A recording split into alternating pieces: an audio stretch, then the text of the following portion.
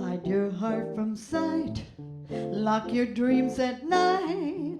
It could happen to you. Don't count stars or you might stumble. Someone drops a sigh, down you tumble. Keep an eye on spring, run when church bells ring. It could happen to you. All I did was wonder how your arms would be, and it happened to me. There's more talent in this town per square foot than any other city in the world. When I started out singing in New York, there were a lot of clubs. Now, there's only a few clubs. My goal is to open more and more shows in more clubs in New York. When I was 20, I started Sandy, Jordan, and Friends shows. I had top celebrities come in. Every single Sunday night at the Apartment Supper Club, Rodney Dangerfield would come in and perform. And I had David Fry. Bette Midler worked on her nightclub act in my shows. Jimmy Walker, David Brenner, wonderful man by the name of Steve Landisberg. We had lines outside just waiting to get in. And so anyhow, now I'm doing those shows again.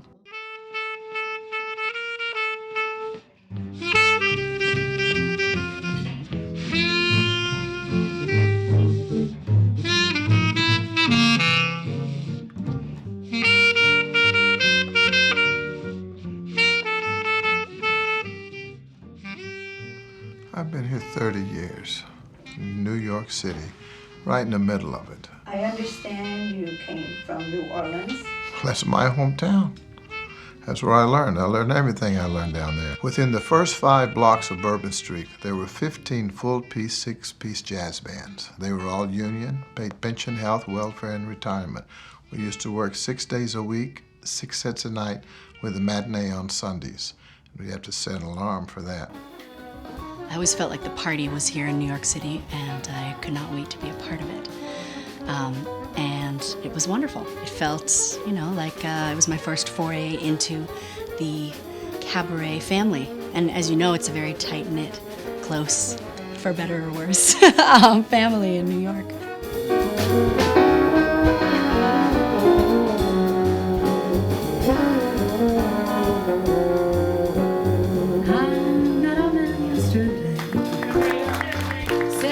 Searching for something between the worlds. On his way, struck me as trouble for nothing. And what was so exciting about meeting you at the Algonquin Hotel was that your show was incorporating, all the different people, lots of different singers from all walks of life and lots of different musicians. All that I found was. So I lived in London for 8 years.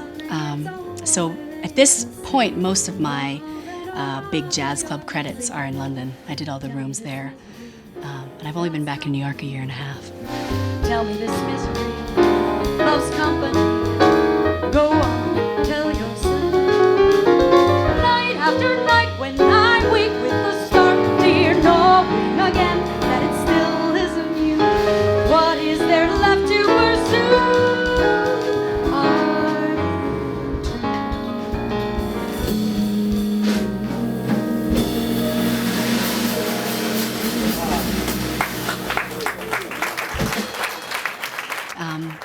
Because jazz is a wonderfully authentic American art form, I felt like I kind of took that authenticity with me. When I was abroad and doing gigs in Europe, there was something about being an American jazz singer.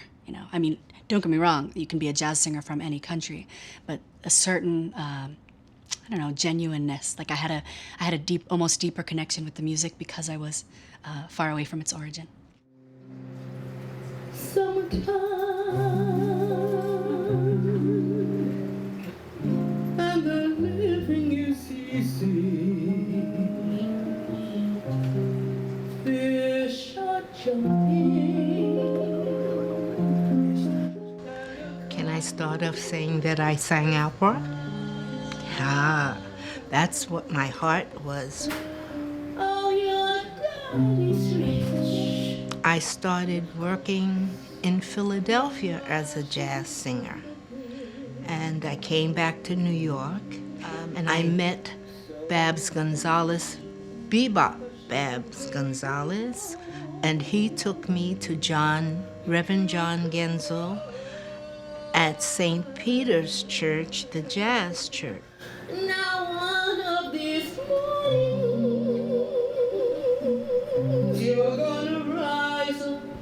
I've worked with Lionel Hampton, Arvell Shaw, who was the bass player for Louis Armstrong. Then you'll take to the sky.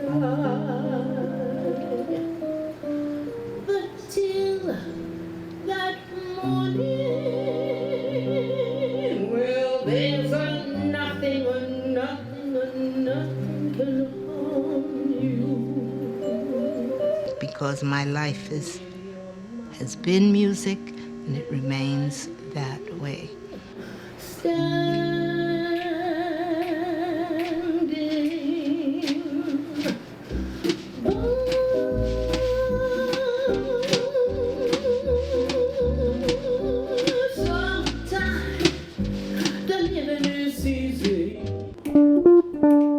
I think singing in musical theater when I was listening to my parents' records, and I would copy Frank Sinatra and Ella Fitzgerald if I saw them on television, and I did a lot of imitations back then. I really thought I was quite charming. I probably wasn't. Probably quite irritating. Straighten up and fly right. Straighten up and stay right. Anything that I heard, I always remembered lyrics and music, and I started playing guitar when I was 10, and I would accompany myself doing pop and folk tunes. So what's the use of jiving? And I studied music in college. I was a voice major, and I've continued to sing, and I've been kicking around in theater and cabaret for a few years now, and I really enjoy it. Set you free. Because it's very easy for me to walk around the streets of New York and come up with stuff. I mean, it's my favorite thing to do. I like walking around the streets and just with a pad, just coming up with stuff.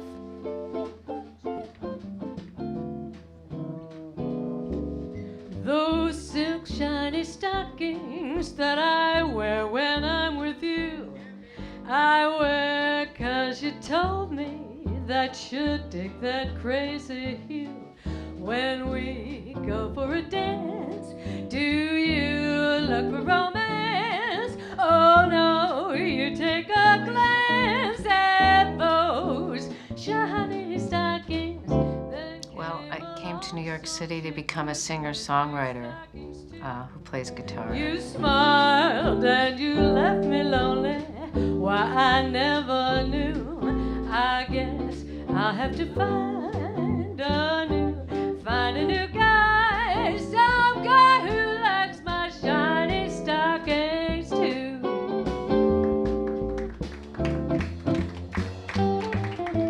Then I started singing gospel, and then I got into jazz, and then I got into opera, and then I got back into jazz. Are the stars out tonight? I don't know if it's cloudy or bright, 'cause I only have eyes for you, dear. The moon may be high, but I can't see a thing in the sky, 'cause I only have eyes for you. I started in show business in October of 1949. I was just a young kid then, about 18 or 19 years old, and I joined a company called Ice Vogues. I trained at the Hershey Figure Skating Club, and then I became a pro with this small company, and then we went to South America. We toured all over South America. I even met Juan and Eva Perón in those days in Argentina. Then when the show closed, I came back and joined another company, which was called Holiday on Ice. I toured with them for a while. Then after that, I was drafted into the Army during the Korean War, and I got into Special Services Entertainment, where during the winter in Anchorage, Alaska, where I was stationed, I taught skating. When I got out of the Army, I joined the Sonia Henney Ice Show. I toured with her for over a year, and I got to know Sonia very well. Came to New York, got an act together, and I'm doing it now. I'm a member of the New York Friars Club, the Lambs Club, and places like that. And I work for Sandy. She does some nice gigs that we all get together and enjoy doing, and she does them well. Somebody loves me. I wonder who. Maybe. Oh. I've been singing in New York City since I'm 17 years old. I've worked as a comic, a singer, an actress, a dancer, model. I sang in the Drake Hotel. I sang in all these rooms. I sang in The Fallen Angel. God, there's so many names. Panache. And I think I've worked in just about every club in New York. Most of them have either turned into a Duane Reade or a Chinese restaurant or a bank. We do have a lot of banks in New York. Are there lilac trees in the heart of town? And I work with the Larry Luger Trio. And Larry's a brilliant guitarist.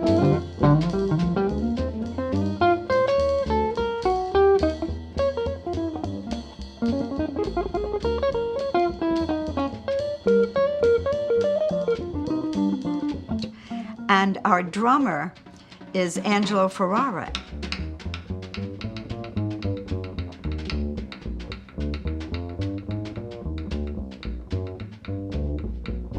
And Angelo grew up with Tony Bennett. So he brought Tony Bennett in, and Tony just loves our guitarist, loves our music, and comes to see us. In fact, I have a great picture of Tony taking a picture of the trio. Usually Tony is having his picture taken everywhere. I mean, we've taken a lot of pictures of Tony with us at various shows. But I think it was so cool to have a picture of Tony taking a picture of the trio. So you never know who's going to walk in the door. Oh, won't you fly me to that moon? Just let me play among the stars. I came back to America after living in Europe for about 5 years, and I connected with the lead singer of the B-52s, Fred Schneider. And I started just doing backup singing with him, just having fun and just being totally wild and crazy as we did back in those days in the late 80s. Before I knew it, he took me into the studio with him, and I recorded on his first album. I was one of the backup singers. Fill my heart with song, just let me sing forever. I had the opportunity on one of my flights. I met the lawyer for a 60s singer named Betty Wright, who was famous for singing The Cleanup Woman. And I connected with her keyboard player, and we wrote one of the hit songs on her album called Listen to the Music. And she said to me, which was my first inspiration when we were just writing songs, she says, "Why don't you sing?" And I'm like, oh God, I could never sing. I'm so shy, I just never could do it. And now I have 2 bands. I have a jazz band and a Motown band, and I'm getting gigs all over the city. Shaylah Edmonds.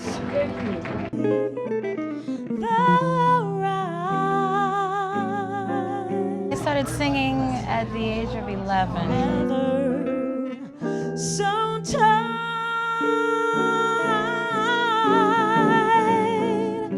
My brother, Larry, he always told me, you know, Sherma, you sing really well, but you really need to write. And so we started writing together.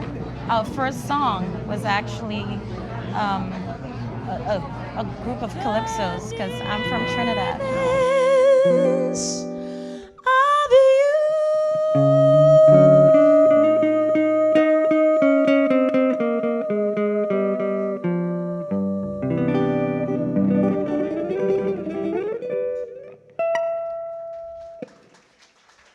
Thank you.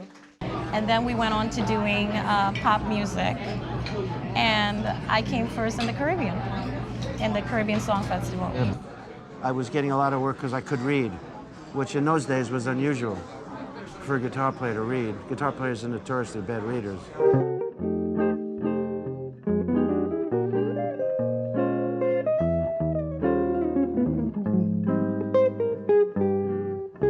And I was pretty much just playing rock and roll of the day. But then I heard Johnny Smith, guitar player Johnny Smith, and I got deep into learning how to play the guitar for real.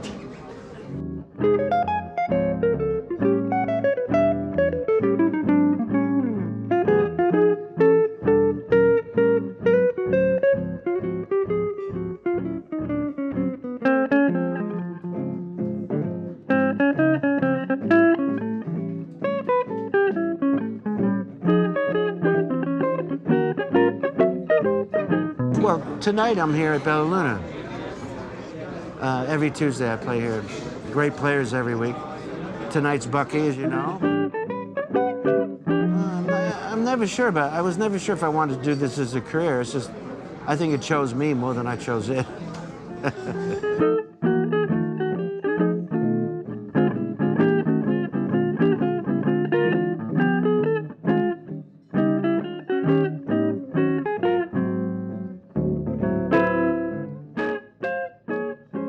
I actually started playing when I was 9 years old, because every Sunday at our house, my two uncles would be playing the guitar, and I wanted to join in, so they showed me a few chords. I was able to play a few tunes with them, and then I got hooked. I said, that's it, you know. My younger uncle played with a lot of big dance bands, you know, Clyde McCoy, Buddy Rogers, Raymond Scott. So I saw him during Depression. He looked like $1 million. I said, that's what I want to do, what he's doing.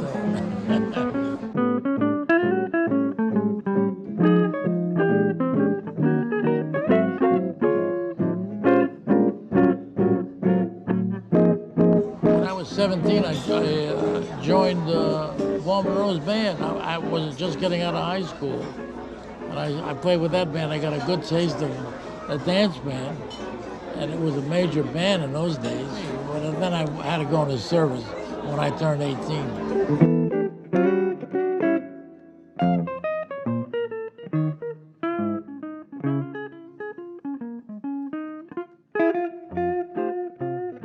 I started doing recording dates with everybody, with Tony Bennett, Frank Sinatra. My big hero was Benny Goodman. I went to Europe with him for 6 weeks. We did 26 one-nighters.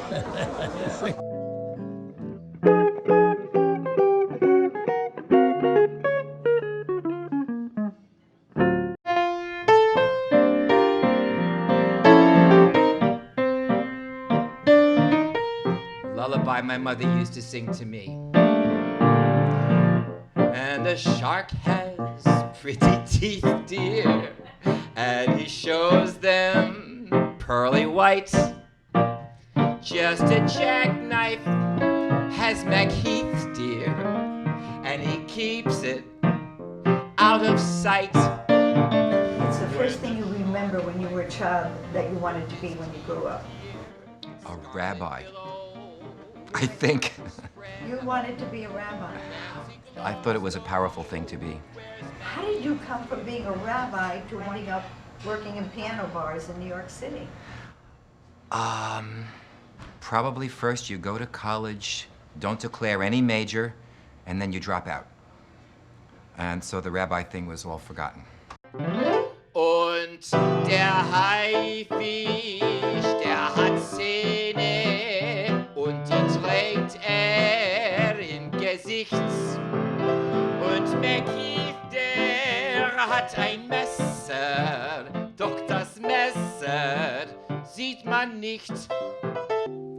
I'm as restless as a willow in a windstorm, jumpy as a puppet on a string. I'd say that I had spring fever, but I know it isn't spring. I am starry-eyed, vaguely discontented, like a nightingale without a song to sing. Why should I have spring fever when it isn't even spring? Started out in the theater, then I did some work on my jazz, and I performed in clubs, and I also did a lot of voiceovers and singing and commercials and radio. You kept my love so young, so new,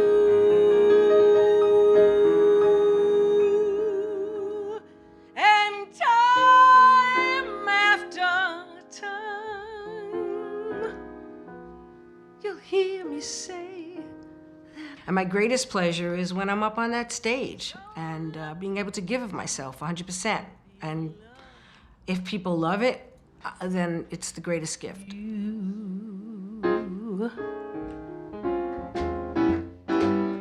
Time after time, you'll hear me say that I'm so lucky to be loving you.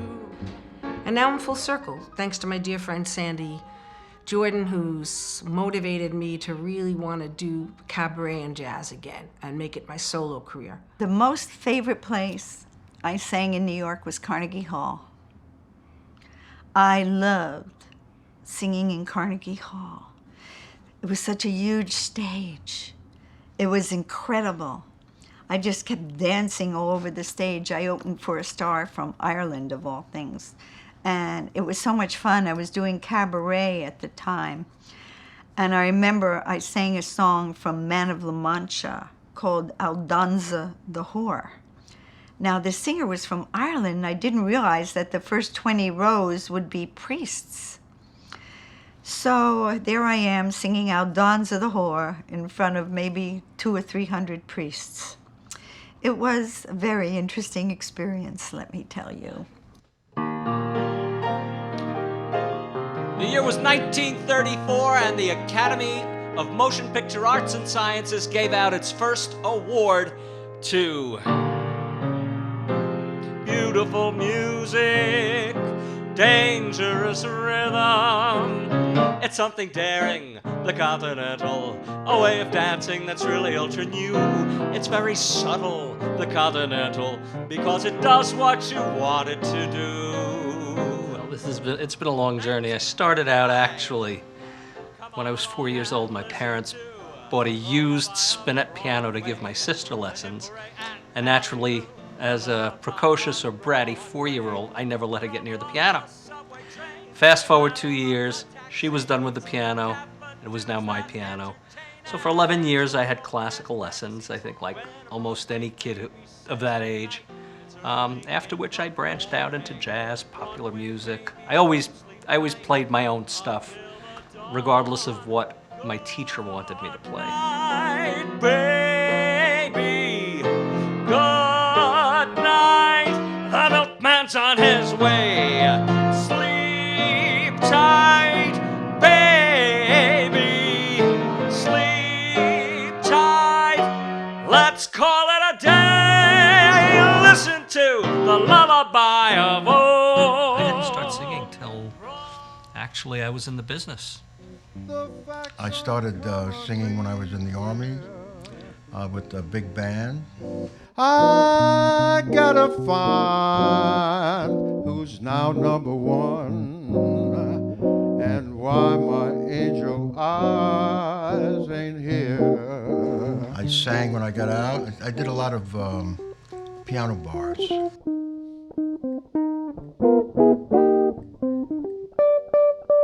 Some with Sam Milano's Dixieland Jazz Band and Cy Coleman.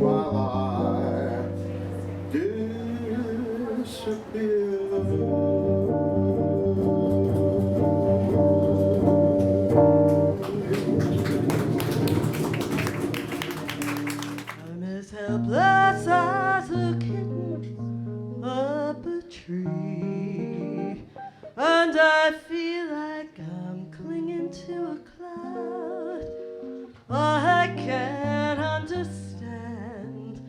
get misty. I started singing in 2004. I was out ballroom dancing, and I met somebody who asked me if I sang, and he happened to run an open mic. So I ended up that week singing at his open mic, and the rest is history. Begin to play, or it might be the sound of your heart. I was actually a kindergarten teacher for 30 years, and I had retired, and it just worked out perfectly. That's what I wanted to do, and it was almost like, you know, my prayers were answered. Oh, they say that you're leading me on.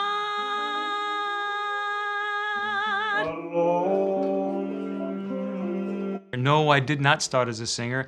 I knew I always wanted to be an actor.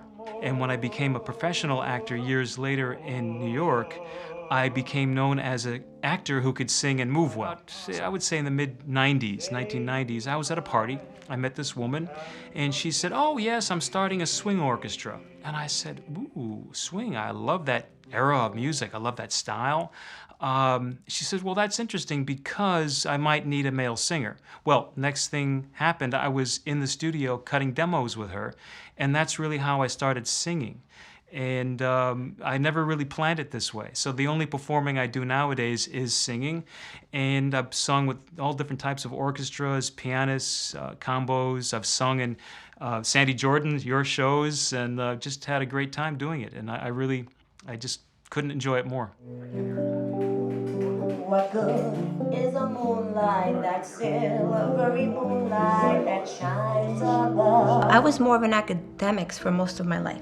Went into this restaurant, and there was this sign outside that says piano bar, live jazz, and I went in there with my date. I was sitting in the corner enjoying all these people singing. This beautiful lady comes up to me and said, "You sing, don't you?" And I said, "No, I don't."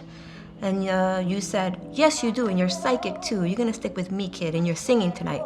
And me.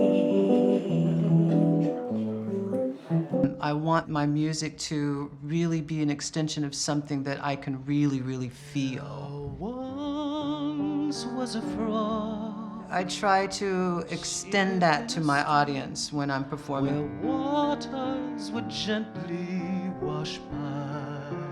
If the song doesn't have a full embodiment, a beginning, a middle, and an end, I don't have very much of an interest in it. And one windy day. So I look for things that are extremely not just melodic and sweet and lovely, but are emotional and will touch the soul. For a moment, one sweet moment. Never had any formal training. I've had a lot of tips and a lot of advice, but no, I've never had any academic training. You know who really taught me to sing? Barbra Streisand taught me to sing. From listening to Barbra Streisand records when I was a little kid. Most people know me as Sandy Jordan, the singer, but a lot of people also know me as Jordana Sands, the artist. As you can see, this painting behind me, I have 350 paintings left over from art shows. And so I'm known as Jordan the artist. Dana Lorge. I love Dana. Dana Lorge and I met many years ago when we were starting out in the business. She is one of the most talented, funny ladies.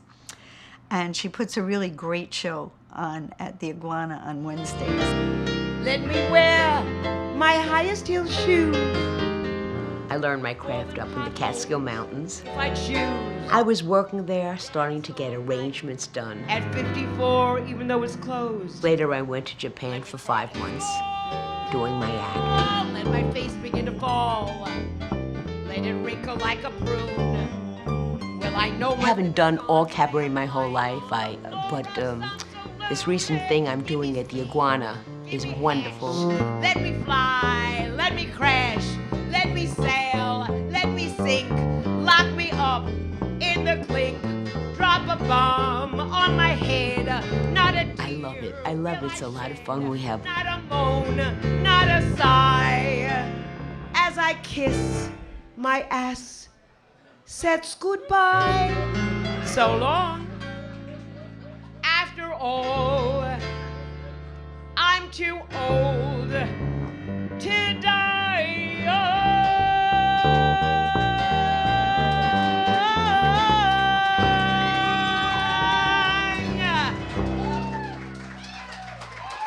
Thank you. Thank you. I actually started as a trombone player. When I was in the 4th grade, I started playing trombone. Piano came into our home for my sister. And my poor sister is taking lessons, and the whole first week that she's just sort of trying to get going, I've taught myself to read treble clef, and I'm playing her entire book. And it was just love at first sight. Nobody ever made me practice. All my parents ever did was say, will you please stop pounding the piano? Well, I haven't stopped yet. Come fly with me, I let's remember I was float down watching The Wizard of Oz, and I loved Judy Garland singing. And I always was super close to my grandfather, and he loved all that music, Billie Holiday and Ella Fitzgerald and Billy Eckstine. And because of him, I started loving that music at a very young age.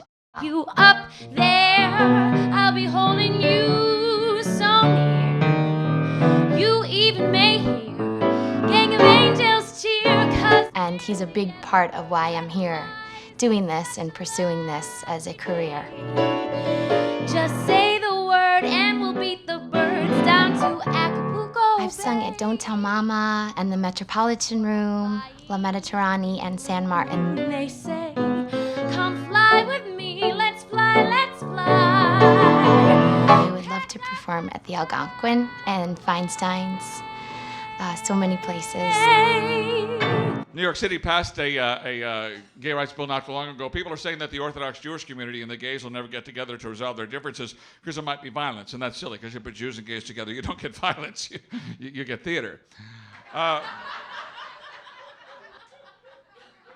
Speaking of which, down in the Village, the Experimental Leftist Lesbian Theater Guild, yeah, they're doing 12 Angry Men. Oh, is it something? It is a...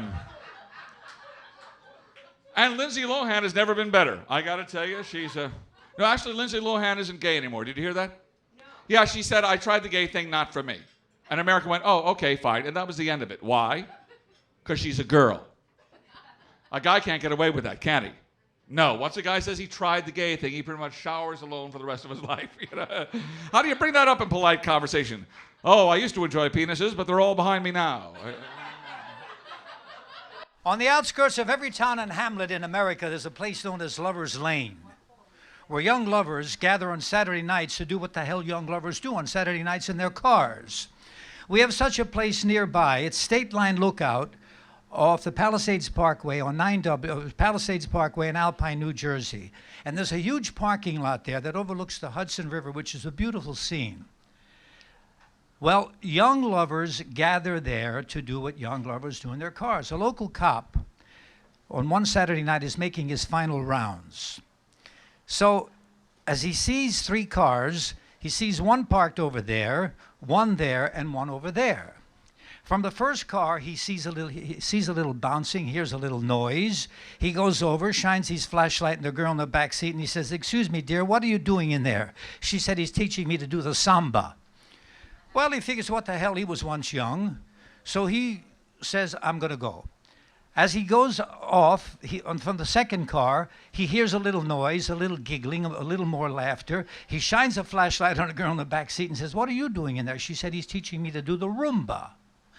Well, he figures the same thing. What the hell? He was once a young guy, so he's about to leave. Now, as he's going to leave, from the third car, the horn is honking, the windshield wipers are flapping back and forth, sparks are coming out of the exhaust. He runs over, shines a light on the girl in the back seat and says, "And I suppose you're doing the bossa nova?" She said, no, sir, no, officer, I'm doing the bossa favor." And I had an act by the name of Prince Mardo. He came out with a flowing gown. It was all gold lame with a gold turban. and he had a big box. He threw it on the stage. So I was saying, what is this guy going to do? I'd never seen him before. So he throws off his cape, and he's standing there, and he's wearing a gold lame turban and a gold jockstrap.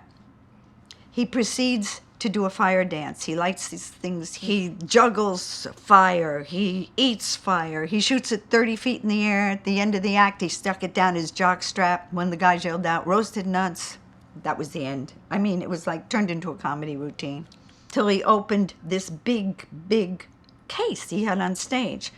Open it up, throws on the stage a 10-foot-long boa constrictor.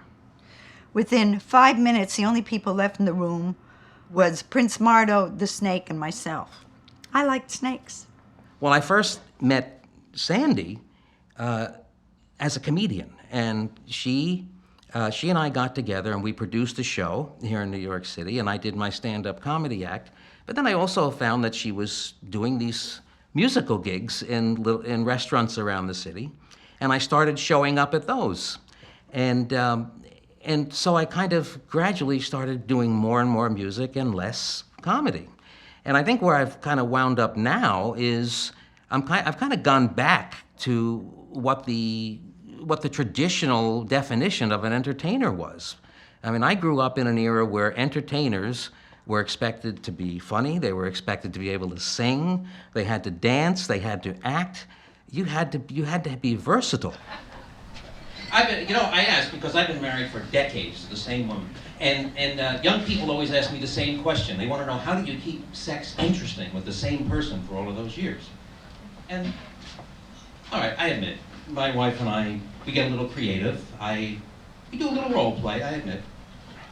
Like last night, she was the corpse, I was the Undertaker. It was great. Stand-up comedy, I think, is the hardest job in show business. It is just you and a microphone.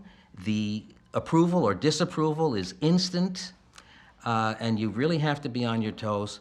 And the toughest thing is finding out what that persona is. Who does the audience think you are? Because the minute you step out on that stage, they make some kind of a judgment about you.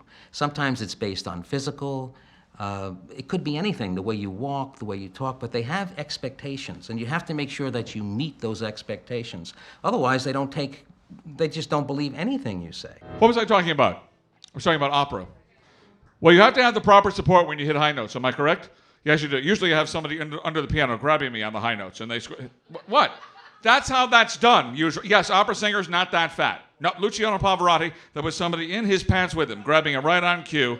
If you watched him closely, you would see it happen.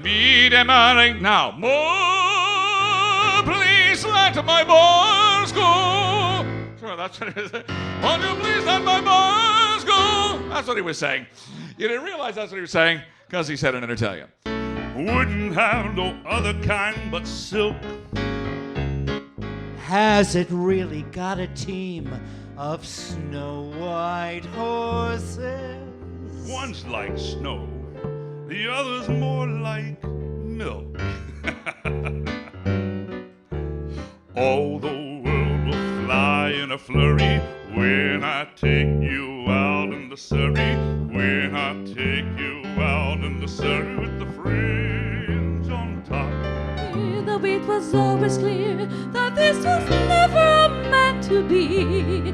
If you happen to... Actually, I began singing professionally at the Israeli army. I was a part of Israeli troop, which was like an army band.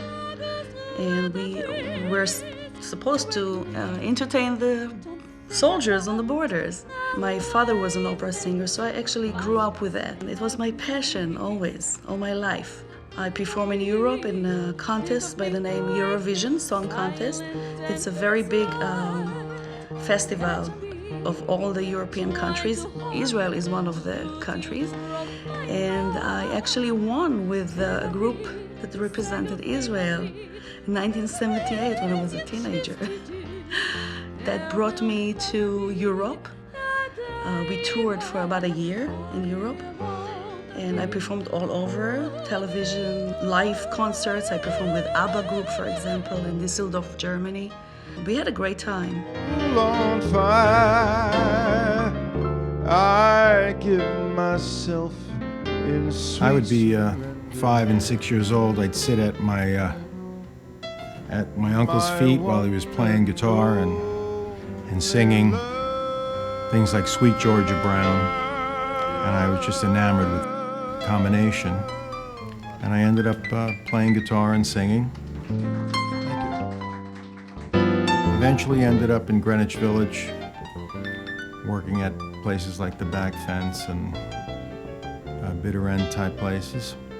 And eventually got into my own band with my brother Bill, doing events. We made a living doing it for 25 years. I got out of it for a little while and then got back into it, and I have a new band, Freddie Martin and the Martinis.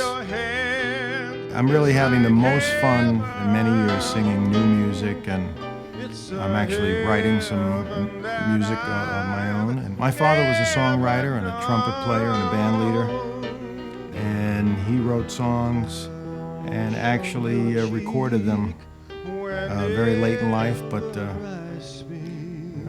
I have a lot of family influence through the years, and that's why I'm here. The promised kiss of springtime that makes my first musical experience, though, was the clarinet. So that led me into the orchestras through high school. I realized that, I looked up at the stage and said, I can sing. What am I doing down here in the orchestra? So that's what happened. That's what got me going. Singing pop music with Bob Stoll as a singing Hoosier from Indiana. And he introduced me to someone to audition for a show for Las Vegas, which that worked out very well. Ended up working at the Aladdin Casino and the Flamingo, doing some warm-up singing for Edie Gourmet and the Oak Ridge Boys and Loretta Lynn. Then took me to some ocean liner work and up to Canada and singing for the Canadian government at Chateau Lake Louise and Banff Springs, or coming to New York for my first time. My first year, I landed a commercial with Sandy Duncan and Jason Alexander. They needed one singer-dancer replacement for Radio City Music Hall, so I auditioned and I got the job. But that was with Sandy's show, 5, 6, 7, 8 Dance, so I danced with she and the March Champion for 800 performances.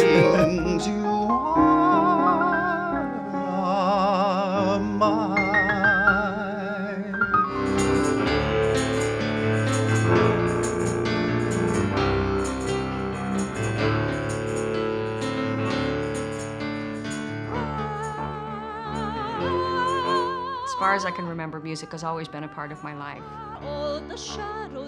When I first came to the city, I did a showcase of a musical version of The Miser.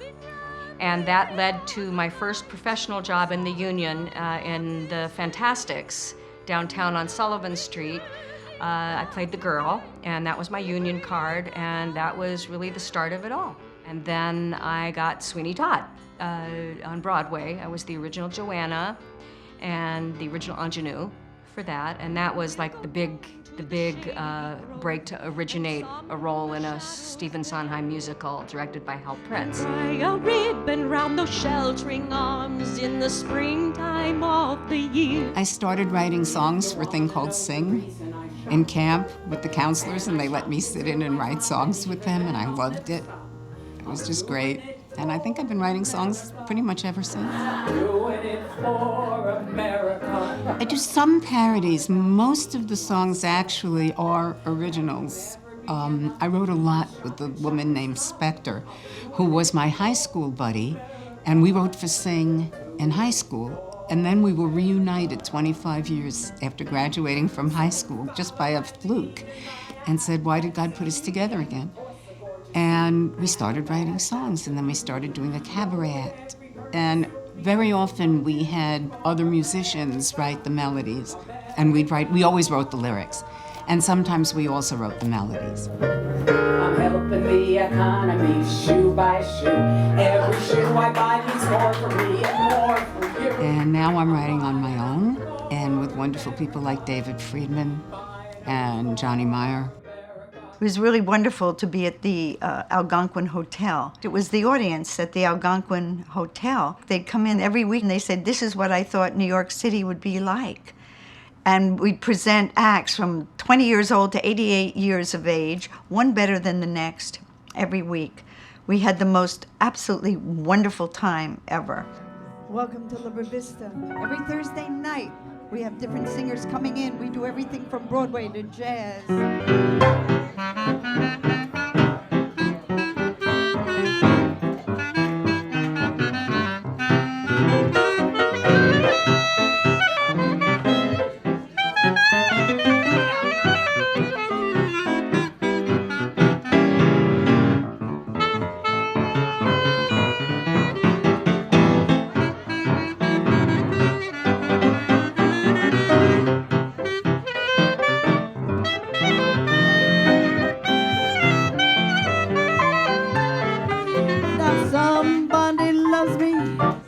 I wonder who, maybe you too. I worked for Warner Brothers, for MGM Studios, for United Artists Studios as an arranger, lyricist, and a composer. I've had songs recorded by Frankie Lane and Joni James and Connie Francis, Lou Monte, Dick Roman. I worked for Harold Arlen for a while, Yoko Ono. I think Nat Cole was one of the really, really wonderful guys. Oh, Sandy, when skies are gray, you say you are blue. I'll send that sun shining through. You better. 'Cause I want to be happy. But I can't be happy till I make you happy too. I want to be happy, but I won't be happy till I make you happy too. 'Cause life's really worth living. What can I give someday you?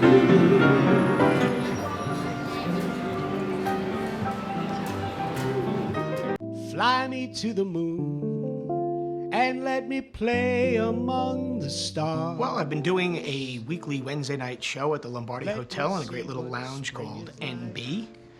And we invite everybody to come down and just have a great time with it. We bring in some guest singers, some guest players every now and then. So it's a fun night, you know. Hold my hand.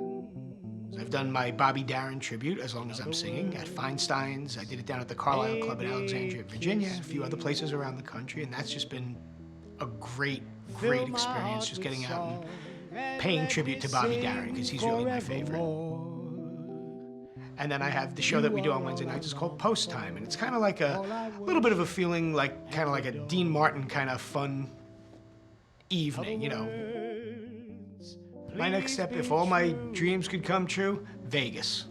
Vegas 40 weeks a year, I'd be very happy with that. Don't you know each cloud contains... Carol Siwek, Jordan Siwek's mom.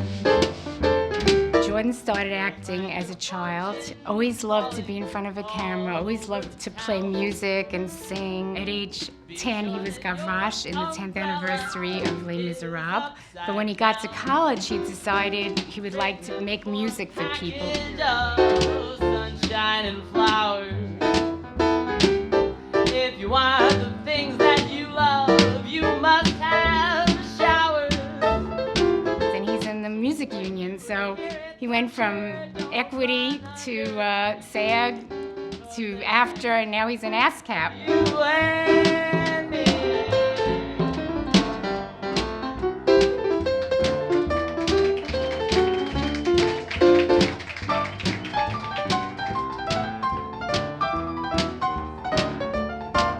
Que l'on jette dans l'eau vive d'un ruisseau et qui laisse derrière elle des milliers de ronds dans l'eau comme un manège de lune avec ses chevaux d'étoiles.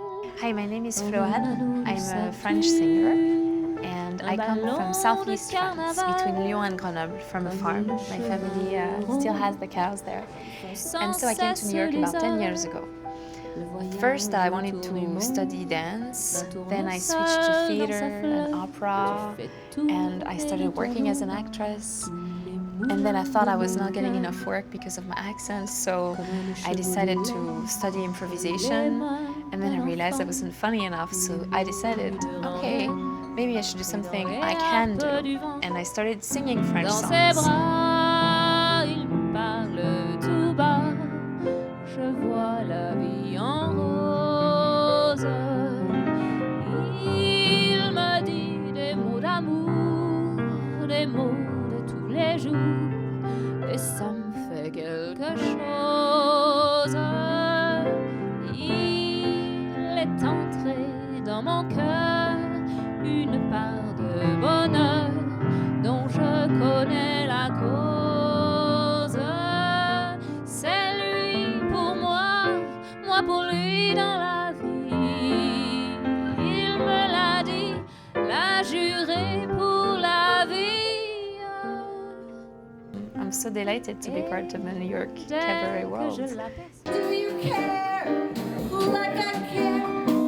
There's a place. As a child, I went wild when the band played. Oh yes, my father gave me a microphone, and that's when I started, putting on shows in my backyard in Skokie, Illinois.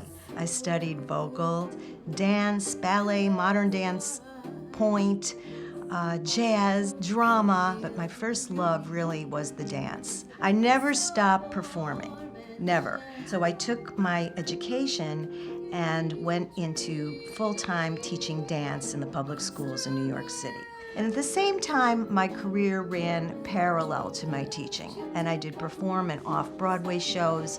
One show in particular was with Danny DeVito. I've acted in other venues and film. I was a principal actor in Glitter, Mariah Carey's film. I auditioned for the American Ballet Theater when they were doing Romeo and Juliet, and was chosen to be a character dancer. And that was great fun, being on the stage at the Met at Lincoln Center. I mean, there's nothing like practicing your projection on that stage with 5,000 people in the audience. It all started way back when I was in the 5th grade at St. Joseph's Patron School in Brooklyn. I got the bug when I got behind the microphone and I could hear my voice amplified. From there on in, I was a singer. I loved to sing. You look fabulous. You look marvelous. I eventually got to be a reporter with Channel 7, Eyewitness News, WABC TV in New York City. I never really split broadcasting and singing. I joke that I probably sang in every newsroom that I ever worked in. Like when I was with Channel 7, I got an opportunity to sing on the Regis and Kathy Lee show. Yes, this was way back in 1986. It was the 100th anniversary of the Statue of Liberty. And the producer of their show was looking for some immigrants who came to this country and did well. And I was born in Sicily. Came over here when I was 3 years old. And so I said, hey, I'll do it. You know, and I did. I got to sing on the show a song that was written by Joe Raposo, It's Not Easy Being Green.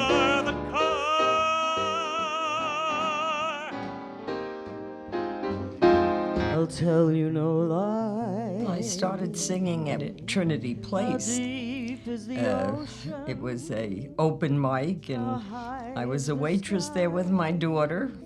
And my daughter said one night, "I'll let my mother sing a song." And I became house singer. And that was with Rick Unterberg. Sprinkled with dew. Sam Milano came in, and he was banging all over the glasses and banging and bang, bang, bang, bang all over. And I went over to him and I said to him, "For God's sake, what do you think you are, a drummer?"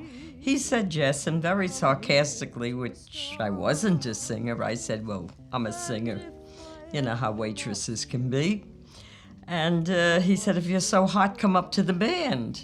So I said, "Well, where's your band?" And he said, "It's in the Bronx."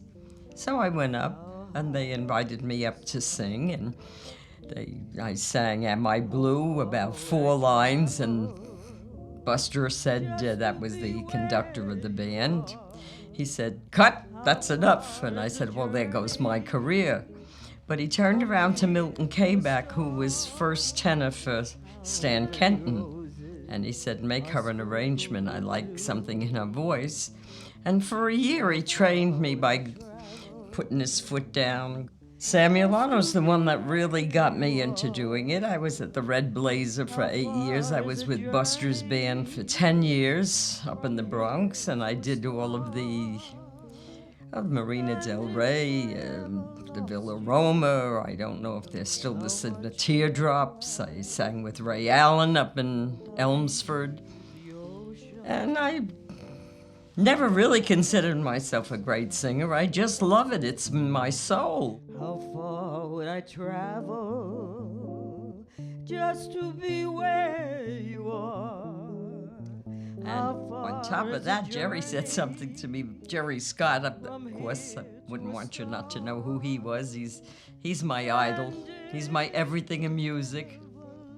And he wants me to get Lady Gaga's CD because he thinks I should be able to do I Was Born That Way. I've never heard it. So that's what I'm going to do. I lie awake at night and I count the world's troubles, and my answer is always the same. Man doesn't put an end to this damnable sin, then hate will put the world to the blame. What a shame, just because I am in misery. I don't beg for none of your sympathy, but if it's not asking too much, please send me someone to love. You want some? Take some.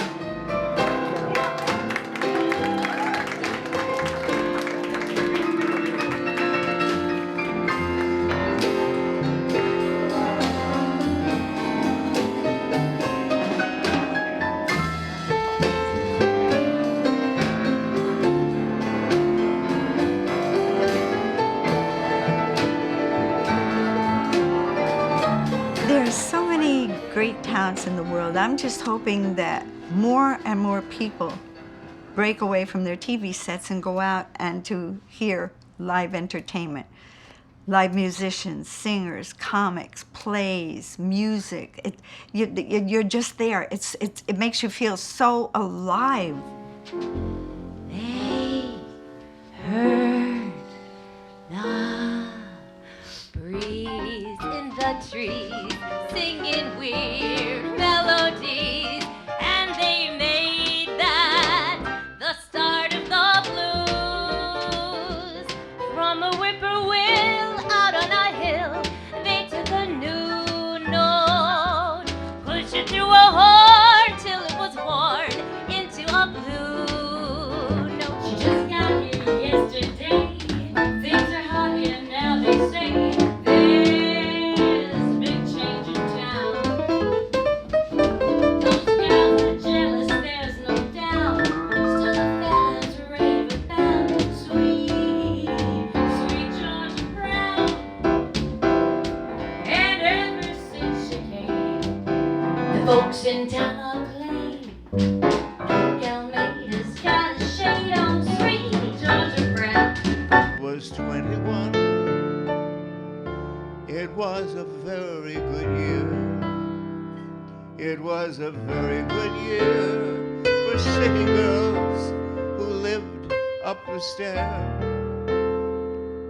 with perfumed hair that came undone when I was 21. Somewhere over the rainbow,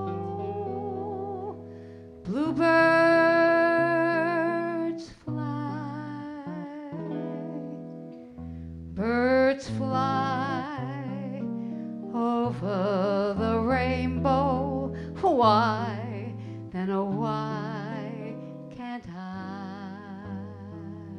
I can make my most fantastic dreams come true. My romance doesn't need a thing but you.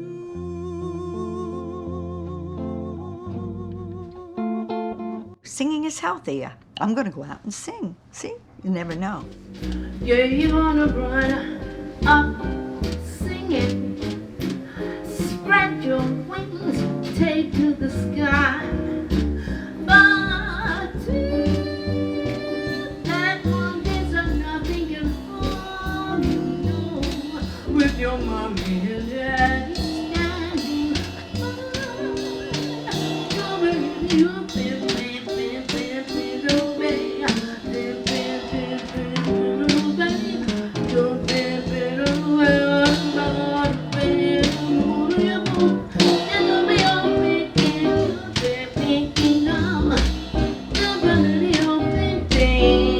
Don't